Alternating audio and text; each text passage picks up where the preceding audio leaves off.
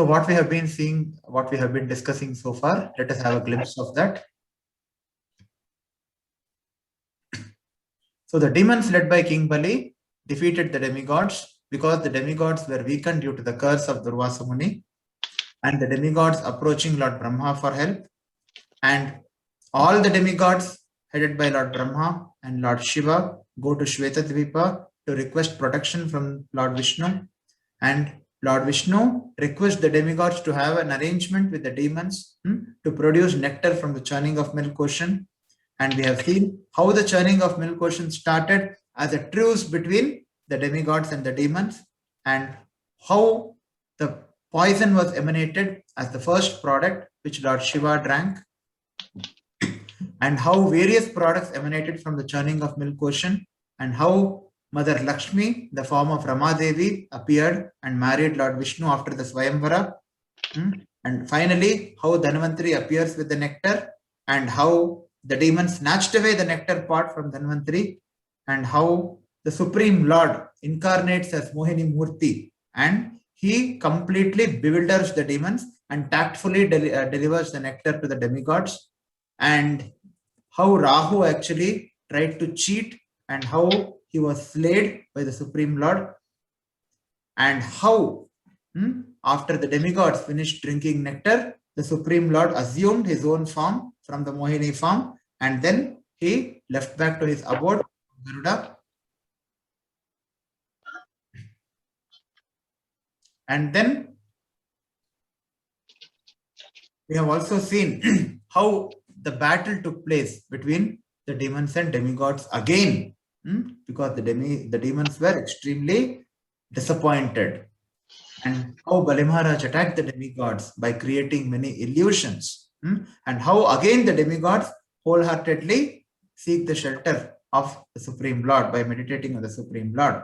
And again Lord Hari appears sitting on Garuda. And then we have also seen how one is freed from all dangers just by remembering the Supreme Lord. And we have seen the 4 demons killed by Lord Hari.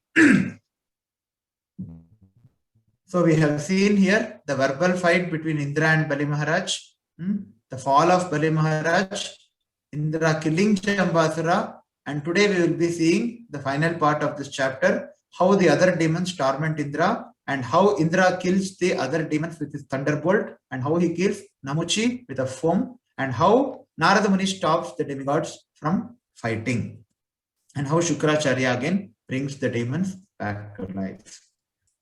So let us resume. Tada patat gaganatale mahajavam vichidde haririshubi sahasradha tamahanan nripakule kulishena kandhare drushan vitastridashapati shiroharan. O king, Sukadeva Goswami is telling Parikshit Maharaj, when Indra, king of heaven, saw this very powerful spear falling down towards the ground like a blazing meteor, he immediately cut it to pieces with his arrows.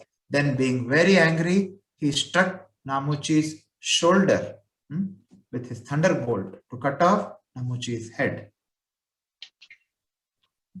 Natasya hitva chamapi vajra urjito vivedayasurapatina jaseritaha tadadbhutam paramati viryavritabi Krito Namuchi Shirodhoratvacha.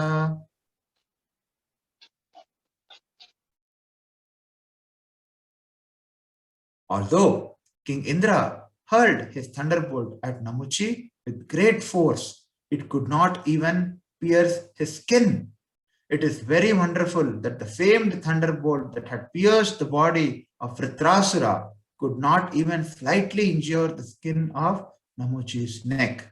So here Indra is actually hurling his thunderbolt at another demon, another Asura by the name Namochi with great force. However, that thunderbolt could not even pierce Namochi's skin. Indra's thunderbolt is very, very famous. It had killed the great demon called Vritrasura, but it could not even slightly injure the skin of Namochi's neck. Tasmadindro vivichatro vajra pratihato yata Kimidam Daiva Yogena Bhutam Loka Vimohanam. So when Indra saw the thunderbolt return from the enemy, he was very much afraid. Now Indra is concerned. He began to wonder whether this had happened because of some miraculous superior power. Yena me purvamadrinam pakshacheda prajatyaye krito nivasatam bhare patatrai patatam bhuvi. So Indra thought, formerly, when many mountains flying in the sky with wings would fall to the ground and kill people, I cut their wings with the same thunderbolt. However, the same thunderbolt is not even able to pierce the skin of Namuchi. He was very, very concerned. Tapassaram mayam tvashtram vrito yena vipatita anye chapi balopeta sarvashtrair akshatatvacha. So Vritrasura was the essence of the austerities undergone by Tvashta, yet the thunderbolt killed him. Indeed, not only he, but also many other stalwart heroes whose very skin could not be injured even by all kinds of weapons were killed by the same thunderbolt. Indra's thunderbolt is very, very prominent weapon. He could kill Vritrasura, the great demon, and many other stalwart heroes could be killed, but somehow it is not working on Namuchi. Soyam pratihato vajro maya mukto surelpake naham tat adade dandam brahmatejopyakaranam. So Indra is thinking like this. But now, although the same thunderbolt has been released against a less important demon, it has been ineffectual. Therefore, although it was as good as Brahmastra, it has now become useless like an ordinary rod. I shall therefore hold it no longer. Iti shakram vishidantam ahavag asaririni nayam tushkairato nardrair vadam arhati danavaha. So Sukadeva Goswami continued, while the morose Indra was lamenting in this way, an omniscious, unembodied voice said from the sky, this demon Namuchi is not to be annihilated by anything dry or moist. Mayasmai yadvaro datto mrityur naivardra sukshayo atonyas niyaste upayo magavan niporipo. The voice also said, O Indra, because I have given this demon the benediction that he will never be killed by any weapon that is dry or moist, you have to think of another way to kill him. Tam daivim giramakarnya magavan sushamahita dhyayan penam atapashyad upayam ubhayatmakam. After hearing the ominous voice, Indra with great attention began to meditate on how to kill the demon. He then saw that foam would be the means, which is neither moist nor dry. Nasuskena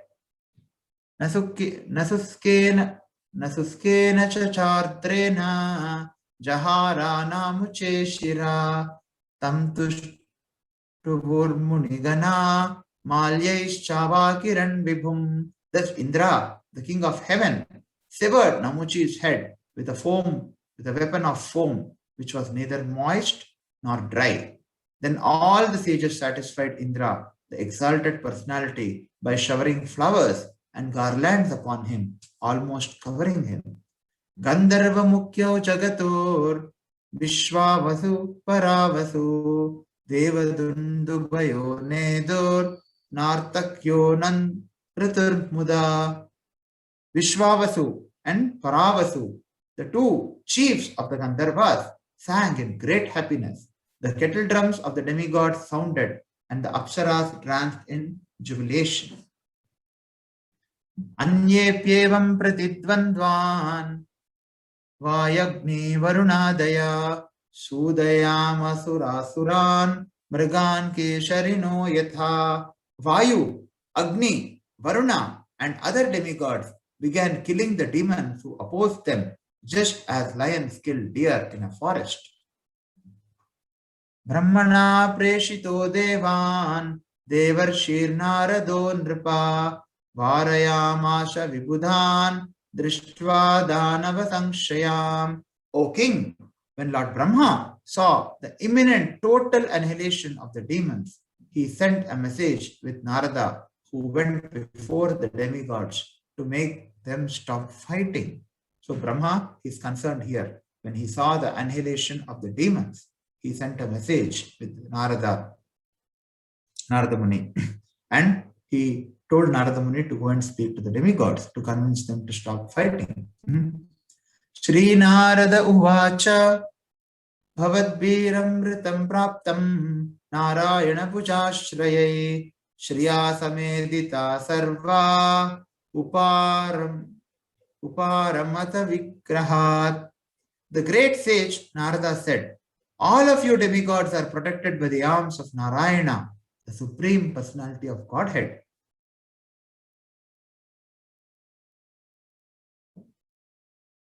And by his grace, you have gotten the nectar. By the grace of the goddess of fortune, you are glorious in every way. Therefore, please stop this fighting.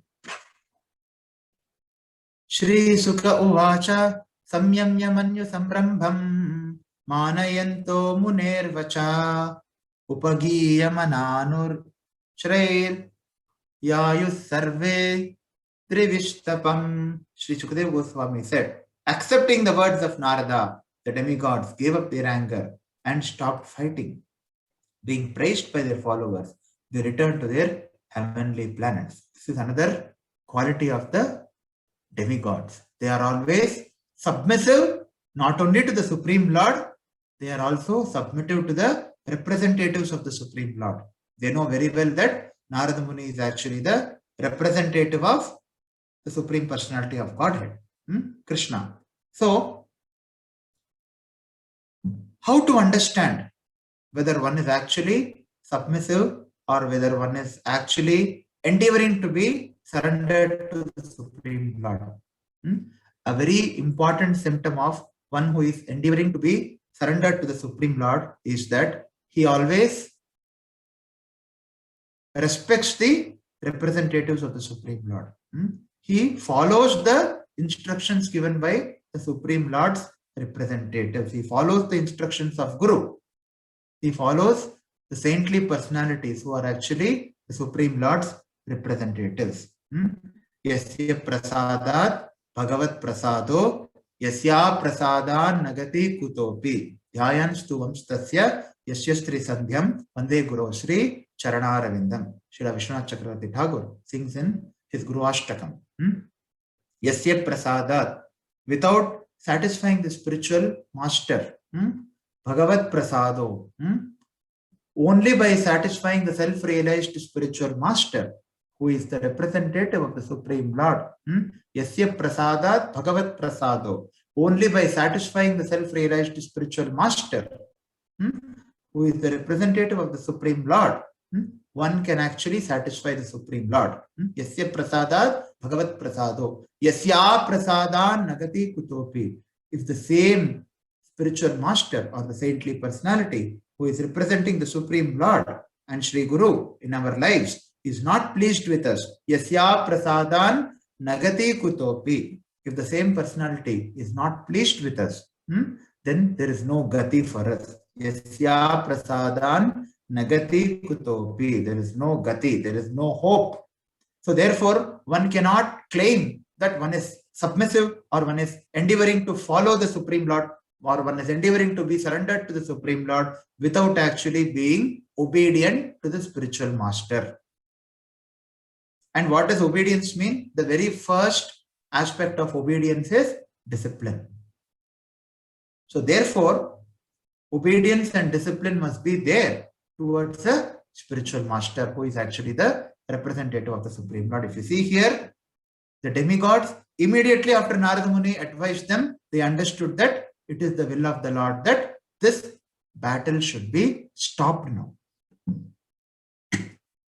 And they did not have any separate motivation. Because the demons began attacking, they also started attacking. But when advised, similar incident is there. We see when Dhrumaraj, after he received the darshan of the Supreme Lord and after he became the emperor, when he actually begins killing the yakshas, immediately Kubera comes and asks Dhruva Maharaj to control his anger and stop killing. And immediately Dhruva Maharaj becomes submissive. Similarly, this is a very, very important aspect. One cannot claim to be a devotee of the Supreme Lord.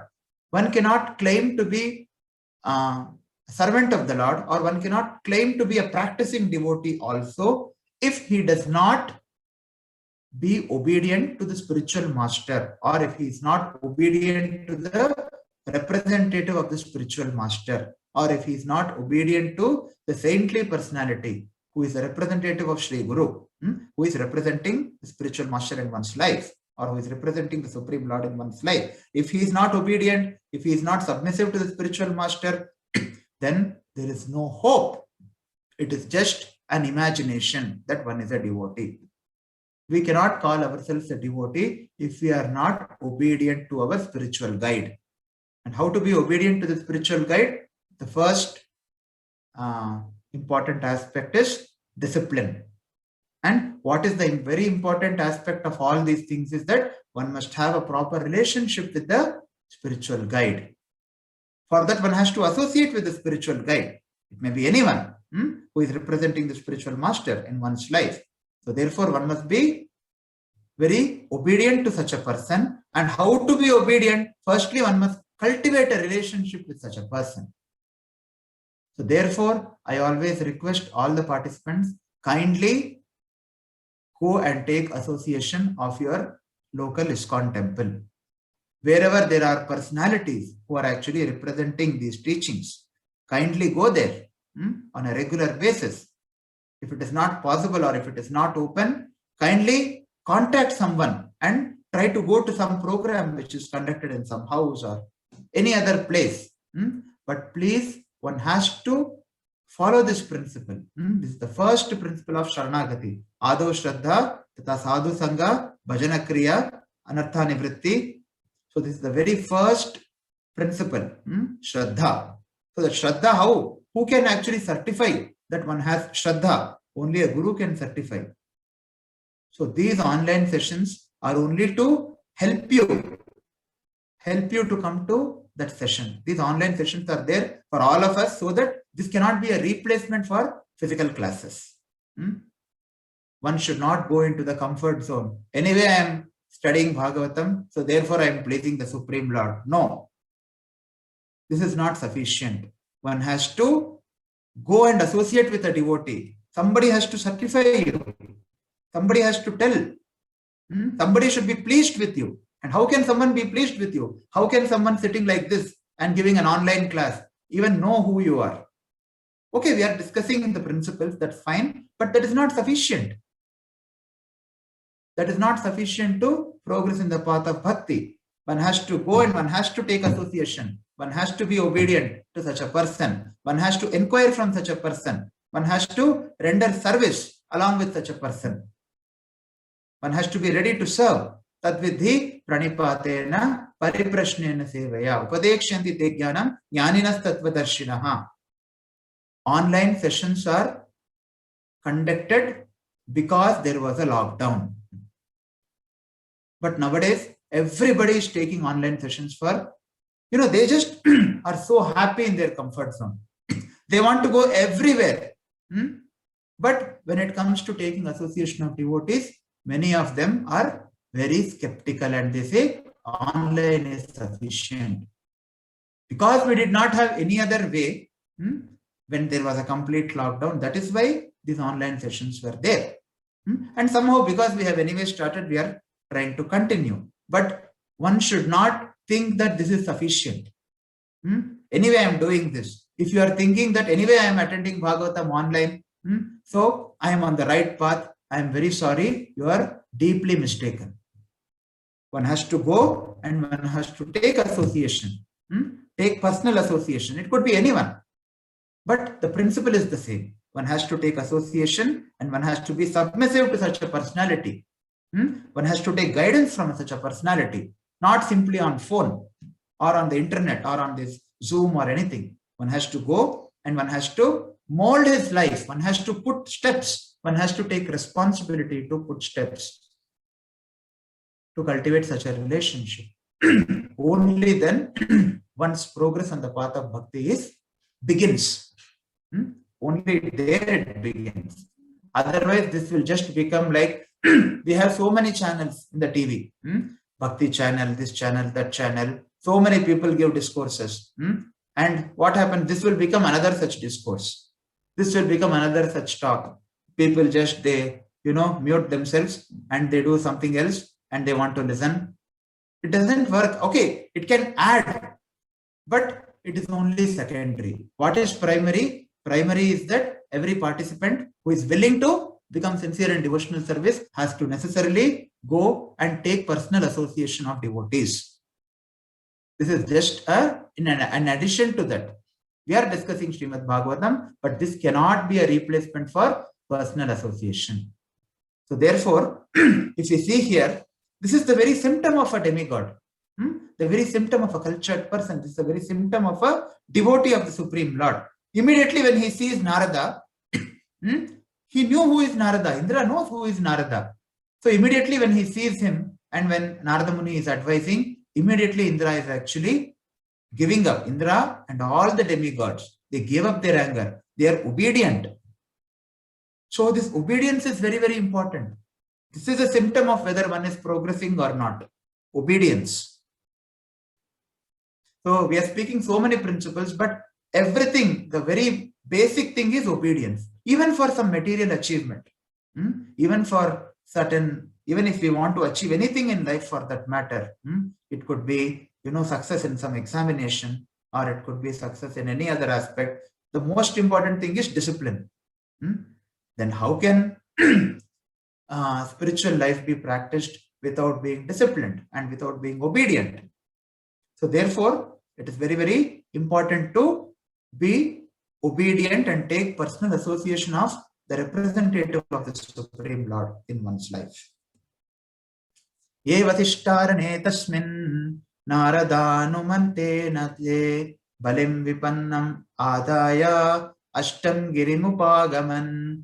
Following the order of Narada Muni, whatever demons remained on the battlefield, took Bali Maharaj, who was in a precarious condition, to the hill known as Ashtagiri.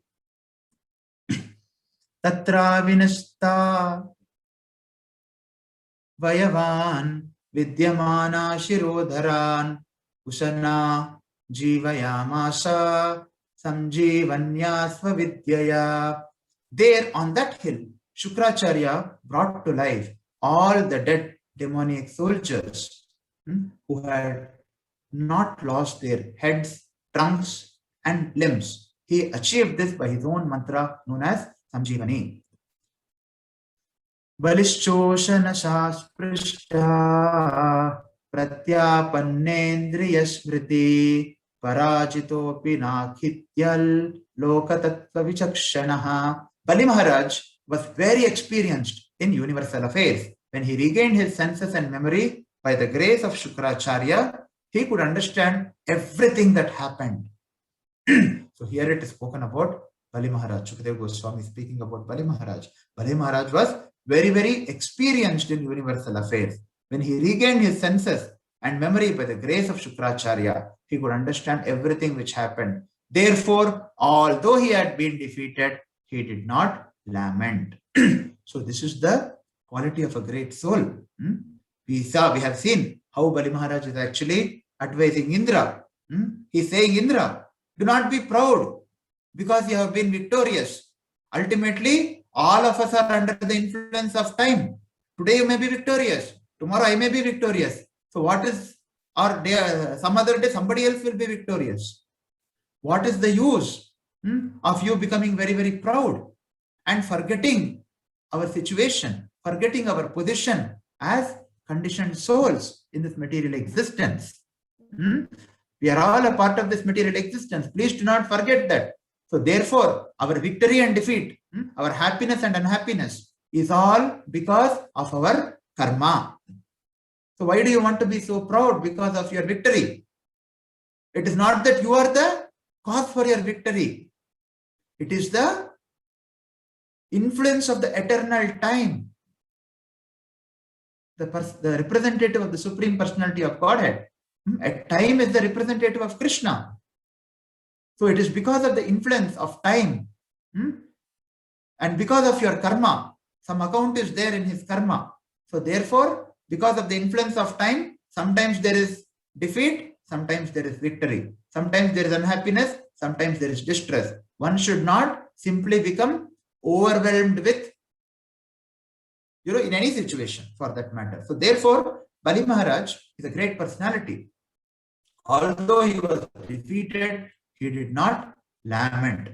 Sukha dukke same kritva labha labhau jaya jayo tato yuddhaya yujjitva naivam papam avapshyasi. Krishna advises Arjuna in 2nd chapter of Bhagavad Gita. Sukha dukke same kritva labha labhau jaya jayo. Whether in happiness, whether you're happy or not, labha labhau, whether you are going to get some labha or you are not going to get any labha. Labha labhau jaya jayo. Jaya ajayo. Labha alabhau. Whether you are going to get some labha or you are not going to get some labha. Jaya ajayo. Whether you are going to be victorious or whether you are going to be defeated. Tatho yuddhaya yujjatva. In this consciousness, irrespective of, whether you are going to be victory or whether you are going to be victorious or whether you are going to be defeated. Irrespective of whether you are going to get happiness out of performing your duty or whether you are not going to get any happiness or if you are going to get the opposite result. Whether you are going to be victorious or defeated. Any situation, tatho yuddhaya yujjatva, you please fight. Naivam papam avapshyasi. By doing your duty like this, you will not be subjected to any sinful reactions. Because you are doing it as your duty. And how come you have got this duty? It is because of your varna. And who has created these varnas? It is the Supreme Lord. So therefore, because I am saying, because it is your duty, you please fight without giving any importance to whether you are going to be defeated or not. So Bali Maharaj, although he was defeated here, he was exemplifying that quality. He did not lament.